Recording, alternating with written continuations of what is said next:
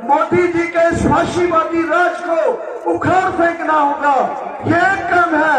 साथ ही साथ हमें संयुक्त किसान मोर्चे को पूरे देश के संगठनों को साथ देते हुए हर प्रांत में मजदूरों को, कर्मचारियों को, पंजाब से ज्यादा आई गिनती किसानों की, उसमें महिलाएं, बुजुर्ग साथी, नौजवान साथी जो आए हैं और बाकी प्रांतों से भी जो किसान संगठनों के साथी आए हैं, सबको मैं क्रांतिकारी अभिनंदन करता हुआ अभी ये बात रखना चाहता हूं आपके सामने कि एक पत्र आपको पढ़ के सबसे पहले सुनीलन जी ने सुनाया है, जो हमारा एक तरह का कहो कि एक तरह का शब्द पत्र है कि हम ये करेंगे।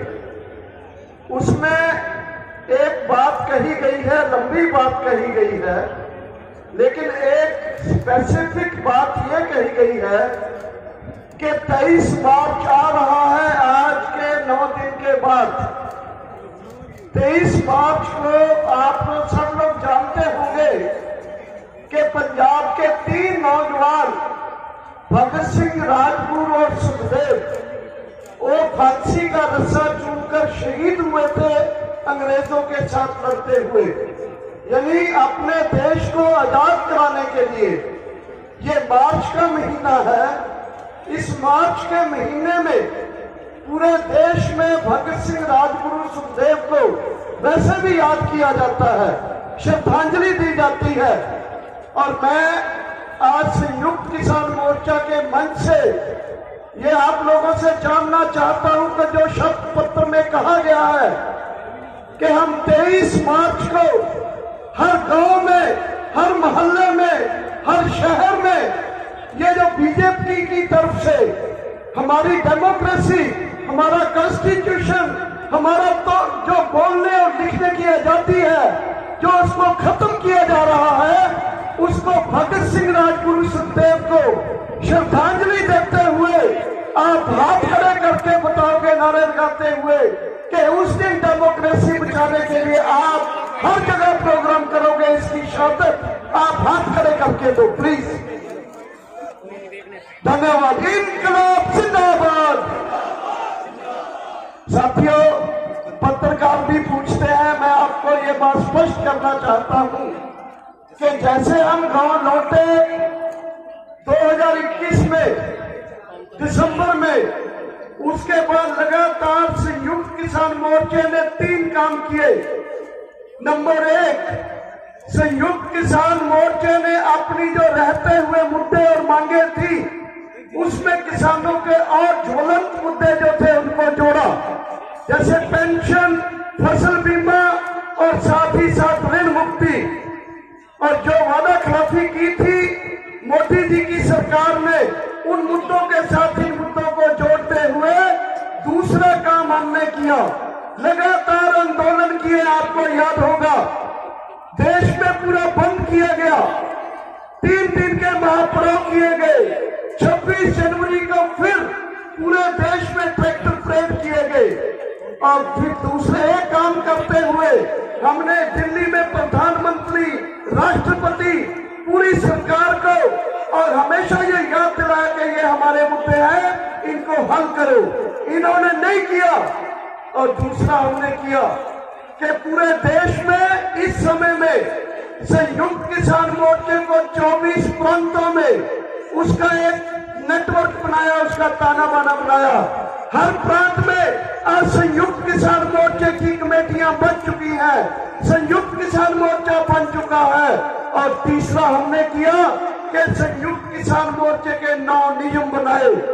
वो 9 नियमों के मुताबिक अपने मुद्दों के ऊपर पूरे देश का संयुक्त किसान मोर्चा, मैं दावे से कह सकता हूं कि आज जहां पंजाब का संयुक्त किसान मोर्चा पूरा संयुक्त किसान मोर्चे का दिल है, धड़कता है, पंजाब धड़कता है, राजा राम जी कह के गए हैं, पूरे देश का संयुक्त किसान मोर्चा धड़कता है। लेकिन जब देश का संयुक्त किसान मोर्चा चलता है, उसका दिल चलता है, ये देश की जनता उसकी तरफ से उसको खून जाता है, उसकी जुबान में आवाज आती है, उसकी कलम में जान आती है और देश की जनता का दिल, दिमाग और उसकी रीढ़ की हड्डियां संयुक्त किसान मोर्चा बना हुआ है।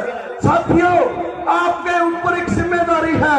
राज्यपाल जी बोल के गए हैं कि हमें महिलाओं को, आदिवासियों को, दलितों को, एनजीओ को, सबको हर प्रांत में लेते हुए हमें इसके शासन के विरोध में बड़ा आंदोलन लगातार करना होगा। इलेक्शन आ जाएगी, इसका मतलब ये नहीं कि आज जो हमने शपथ पत्र लिया है या संयुक्त किसान मोर्चा ये कहेगा चुप करके बैठ जाओ, बिल्कुल नहीं। संयुक्त किसान मोर्चा पूरे देश में हर प्रांत में अपनी जिम्मेदारी निभाएगा।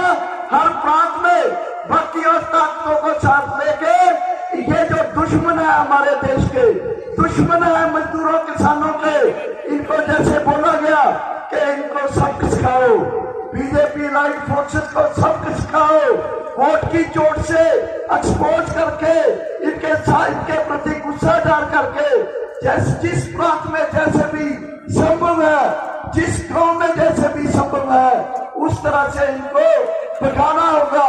आप हमें दिल्ली नहीं आने देते, आप हमें बॉर्डर क्रॉस नहीं करने देते, आप हमें बॉर्डर के ऊपर गोलियां दाग के शहीद करते हो, आप हमारे बॉर्डर के ऊपर किले ठोक के बड़े बड़े ब्लॉकेट लगा के हमें हैरान करते हो। हम तुम्हें गांव में घुसने नहीं देंगे। हम गांव में हम हैं, हमारे गांव है, हम अपने गांव में इन लोगों को सब सिखाएंगे, इनको सजा देंगे।